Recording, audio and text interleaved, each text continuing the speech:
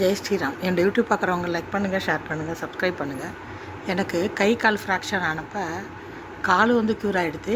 கை அந்த நரம்பு மேலே அந்த பிளேட்டை ஏதோ வச்சுட்டாங்களாம்.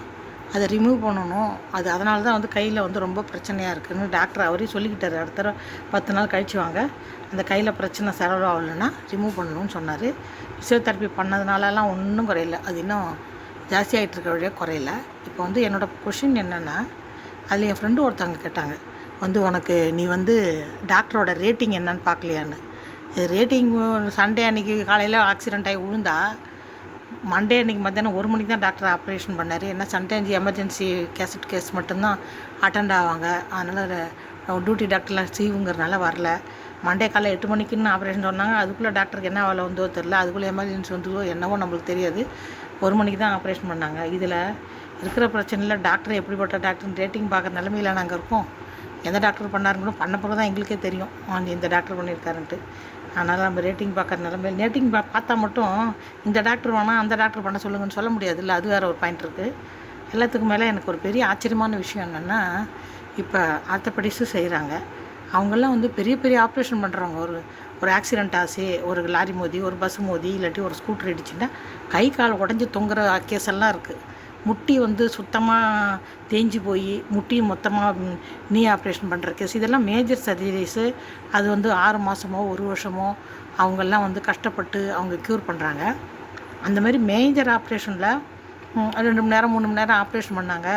பாவம் சரியாக பண்ணல, ஏதோ ஒரு சிக்கல் ஆகிடுதுன்னு இல்லாமல் ஒரு சின்ன மைனர் ஆப்ரேஷன், சின்ன ஒரு கிராக்குக்கு ஆப்ரேஷன் பண்ணுறதான் அது 1 மாதம் மேலே ஆனால் கூட சரியாகிறது கிடையாது. எனக்கு 1 மாதம், போன மாதம் 6ஆம் தேதி பண்ணாங்க.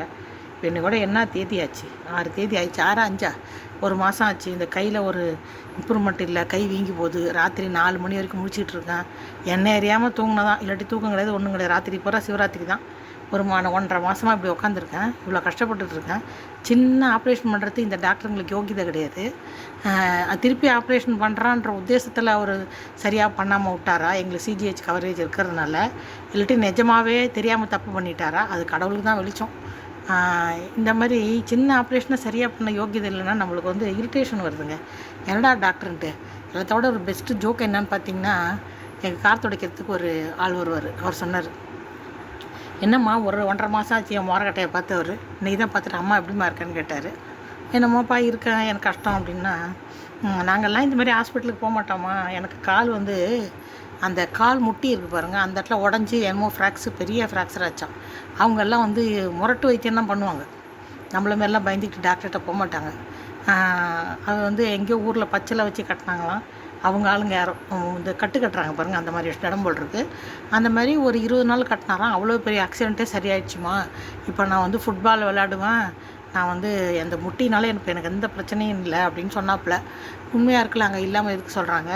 பொதுவாக என்னென்னா, இந்த படித்தவங்களுக்கு, ஓரளவுக்கு படித்தவங்களுக்கு தான் இந்த பிரச்சனை வருது. என்ன மாதிரி ஆளுங்களுக்கெல்லாம் நாங்கள்லாம் நம்ப மாட்டோம். அவங்கள்ட்ட போய் கட்டுறதாவது, அதில் ஏதாவது பிரச்சனை ஆகிட்டா என்ன பண்ணுறது, டாக்டர்கிட்ட போவோம் தான் நினைப்போம். பட் அவங்க ரஃப் அண்ட் டஃபாக முடிக்க எடுக்கிறாங்க பாருங்கள். அது கரெக்டாக பார்த்தல, அதுதான் கரெக்டோ அப்படின்னு தோணுது. இவ்வளோ நடந்தால் கூட இன்னொரு தடவை நம்மளுக்கு ஏதாவது பிரச்சனை வந்தால் கூட நம்ம இந்த மாதிரி ஆளுங்களாம் நம்ப மாட்டோம். திருப்பியும் டாக்டர்கிட்ட தான் போவோம். திருப்பி இந்த மாதிரி தான் திட்டிகிட்டு உட்காந்துருப்போம். அது நம்ம மிடில் கிளாஸு, கொஞ்சம் அப்பர் மிடில் கிளாஸுக்கு வர்ற ஒரு இது தண்டனைன்னு சொல்கிறதா என்னன்னு தெரில. அப்படி தான் நம்ம மைண்ட் செட்டு ஆகிடுது. டாக்டர் நம்புற மாதிரி மற்றவங்கள நம்ம நம்புறதில்ல. அதனால் வர்ற பிரச்சனை தான். தயவுசெய்து யாராக இருந்தாலும் வீட்டில் 50 வயசுக்கு மேலே இருக்கீங்கன்னா, ஏதாவது ஒரு சின்ன ஃப்ராக்சர் வந்தால் கூட முதல்ல நீங்கள் தெரிஞ்சுக்க வரணும்னு நான் யாருக்கும் வேண்டிக்கல. எப்போவுமே இந்த மாதிரி விஷயங்கள் பேசிக் நாலேஜு எங்கே கட்டுறாங்கன்றாங்க. இங்கே கூட சொல்கிறாங்க, எங்கள் வீட்டுக்கோட ஃப்ரெண்டோட அப்பா 94 இயர்ஸே என்னமோ, அவருக்கு ஏதோ ஒரு ஃப்ராக்சர் ஆகிடுது.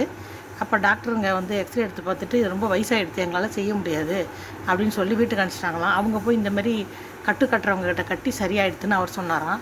அதனால் எப்போவுமே இந்த மாதிரி இடங்கள்லாம் எது பெஸ்ட்டு மாதிரி ட்ரீட்மெண்ட் கொடுக்குறது இடம், ஏதோ ஆயுர்வேதிக்கோ யுனானி எதவோ, நம்மளுக்கு ஆயுர்வேதிக்கோ எந்த ஒரு இல்லாட்டி கட்டுறது எதாக இருந்தாலும் சரி, அதை பெஸ்ட்டு நம்ம எப்போவுமே தெரிஞ்சு வச்சுக்கிட்டோம். நம்மளுக்கு எமர்ஜென்சி நம்மளுக்கு வராட்டினா கூட அக்கம் பக்கத்தில் யாருக்காவது கை கால் உடஞ்சது, ஏதோ ஒரு ஃப்ராக்சர் ஆச்சுன்னா அட்லீஸ்ட் ஐடியா கொடுக்கலாம்.